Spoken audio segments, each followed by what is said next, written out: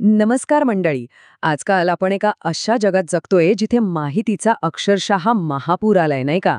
मग ह्या महापुरात न वाहून जाता आपल्याला हवं ते कसं शोधायचं? चला आज याचबद्दल बोलूया.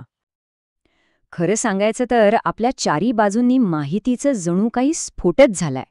सायन्स आणि टेक्नॉलॉजीमुळे रोज इतकी नवीन माहिती समोर येतेय की कधीकधी वाटतं, अरे बापरे, हे सगळं कसं सांभाळायचं. पण एक गोष्ट नक्की, ह्या माहितीच्या प्रवाहाकडे आपण दुर्लक्ष तर नाही करू शकत. कारण तसं केलं ना की आपले ज्ञान बघता बघता जुनं होऊन जाईल. म्हणूनच या माहितीच्या पुराला कंट्रोलमध्ये आणण्यासाठी आणि त्याचा योग्य वापर करण्यासाठी आपल्याकडे काही खास टूल्स आहेत.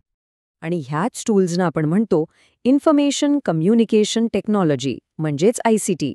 आता यामध्ये बरीच उपकरणं येतात, पण या सगळ्याचा जो खरा कणा आहे तो म्हणजे आपला कम्प्युटर.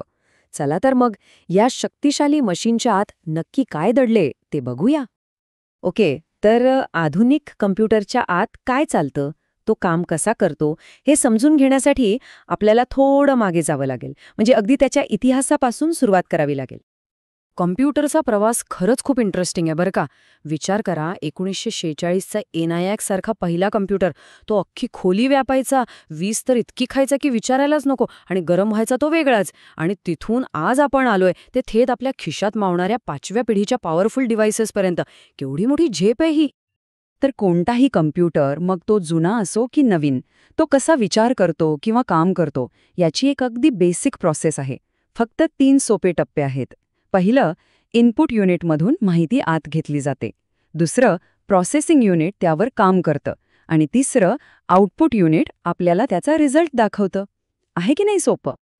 आता बघा, कॉम्प्युटर चालण्यासाठी ना 2 खूप महत्वाच्या पण वेगवेगळ्या गोष्टी लागतात. असं समजा की एक आहे कॉम्प्युटरचं शरीर आणि दुसरं आहे त्याचा आत्मा. चला बघूया हे नक्की काय आहे. तर हार्डवेअर म्हणजे काय?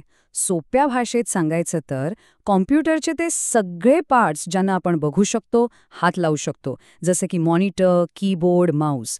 आणि सॉफ्टवेअर म्हणजे त्या सूचना, ते प्रोग्राम्स जे या हार्डवेअरला सांगतात की बाबा तुला काय करायचंय आणि कसं करायचंय. ठीक आहे, हार्डवेअर झालं, सॉफ्टवेअर झालं. पण ह्या दोघांमध्ये संवाद कोण घडवून आणतं? तर इथे एंट्री होते ऑपरेटिंग सिस्टमची, म्हणजेच OS. ही OS म्हणजे एक प्रकारची मॅनेजर आहे, किंवा असं समजा की एक ट्रान्सलेटर आहे. तिच्याशिवाय आपण कम्प्युटर वापरूच शकत नाही. ती नसेल तर कम्प्युटर म्हणजे एक रिकामा डब्बा आहे. आता बोलूया कम्प्युटरच्या मेमरीबद्दल. याचे 2 मुख्य प्रकार आहेत. एक आहे रॅम. ही आहे तात्पुरती मेमरी, म्हणजे अगदी आपल्या कामाच्या टेबलासारखी. जोपर्यंत काम चालू आहे तोपर्यंत वस्तू टेबलावर आहेत. लाईट गेली की सगळं गेलं. आणि दुसरी आहे रॉम. ही आहे कायमची मेमरी, म्हणजे एखाद्या पुस्तकासारखी, ज्यातली माहिती आपण फक्त वाचू शकतो, तिला बदलू शकत नाही. चला, कम्प्युटर आतून कसा काम करतो हे तर आता आपल्याला कळलं. पण ह्या सगळ्या थेअरीचा आपल्या रोजच्या आयुष्यात काय उपयोग? काही फेमस सॉफ्टवेअरच्या उदाहरणांवरून हे समजून घेऊया. उदाहरणार्थ मायक्रोसॉफ्ट वर्ड. आपल्या डोक्यातल्या कल्पनांना शब्दात उतरवण्यासाठी किती सोपं करून ठेवलंय याने. फक्त एक नवीन डॉक्युमेंट उघडा, त्याला मस्त आकर्षक बनवा आणि गरज पडल्यास त्यात गणिती सूत्रसुद्धा टाका. झालं आपलं महत्वाचं डॉक्युमेंट तयार. पण समजा आपल्याकडे शब्दांऐवजी फक्त आकडेच आकडे असतील तर? मग काय, तर तिथे मदतीला येतं मायक्रोसॉफ्ट एक्सेल. फक्त काही सोप्या स्टेप्स वापरून त्या आकड्यांच्या जंगलातून आपण असे छान अर्थपूर्ण ग्राफ्स तयार करू शकतो, जे सगळी माहिती एका क्षणात डोळ्यासमोर उभी करतात. आणि जेव्हा आपल्याला आपली माहिती, आपली आयडिया इतरांसमोर एकदम प्रभावीपणे मांडायची असते, तेव्हा तर पॉवर पॉइंट शिवाय पर्याय नाही. शब्द, फोटो आणि ॲनिमेशन ह्या सगळ्यांना एकत्र आणून आपण कुठल्याही साध्या माहितीला एका जबरदस्त कथेत बदलू शकतो, जी लोकांपर्यंत अगदी सहज पोहोचते. ओके, तर आपण कम्प्युटरच्या आत डोकावून पाहिलं, रोजच्या वापरातली सॉफ्टवेअर्स बघितली.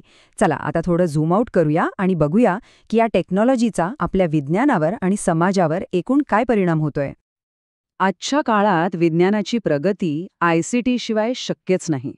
विचार करा, हवामानाचा अचूक अंदाज लावण्यासाठी अब्जावधी डेटा पॉइंट्सवर प्रक्रिया करणं असो, किंवा एखादी किचकट वैज्ञानिक संकल्पना ॲनिमेशन वापरून सोपी करून दाखवणं असो, सगळीकडे ICT शास्त्रज्ञांसाठी एक अत्यंत महत्त्वाचं हत्यार बनलं आहे. आणि याच प्रगतीचं आपल्या भारतातलं एक जबरदस्त उदाहरण म्हणजे भारताचा पहिला सुपर कम्प्युटर. त्याचं नाव आहे परम, आणि या नावाचा अर्थ आहे सर्वश्रेष्ठ. आणि त्याला हे नाव का दिलंय ते हा आकडा पाहिल्यावर लक्षात येईल.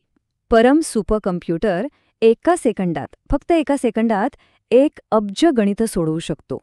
कल्पना करा केवढी प्रचंड ताकद आहे ही. आणि एवढी प्रचंड कॉम्प्युटिंग पॉवर कुठे वापरली जाते? तर ती वापरली जाते अंतराळ संशोधनात, नवीन औषधं बनवण्यासाठी, हवामानाचा अभ्यास करण्यासाठी आणि आपल्या लष्करासारख्या महत्त्वाच्या क्षेत्रांमध्ये सुद्धा. म्हणजे जिथे वेग आणि अचूकता सगळ्यात जास्त महत्त्वाची आहे, तिथे सुपर कॉम्प्युटर कामाला येतो. आणि या सगळ्या टेक्नॉलॉजीच्या वाढीमुळे आपल्यासाठी करिअरचे अनेक नवीन दरवाजे उघडले आहेत.